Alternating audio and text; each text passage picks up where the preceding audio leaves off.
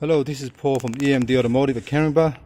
This car came in with misfiring, and sometimes it's just like bogged down and doesn't move, and then you put your foot down full throttle and the car goes. So we tested the fuel pump as well, make sure it's and I found one of the fuel pumps on this side here was pretty much open circuit all the time. So I'm replacing both fuel pumps because they're both the same age. At the same time, I'm replacing the actual fuel filter.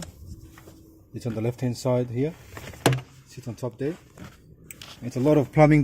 They give you new hoses to run, so you gotta spend a lot of time trying to make the hoses run the right way, because some hoses goes from here to the other side, and some go from the other side to this side here. So this is the brand new one on the left hand side, fuel pump, brand new pump.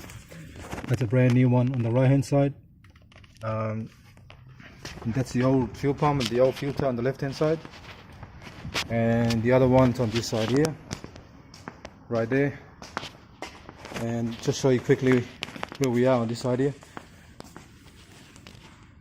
That's all done, wiring's done. This is the actual CB antenna. The light bar, I've got to put some Loctite to make sure it's tight.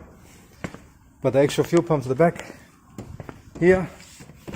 We're gonna try to finish everything here this afternoon, and I'll try to put the front bar back on. I've still got the wire to run for the front for the CB radio, but the main thing is the antenna's done and all the wiring's inside the car now at the back down there.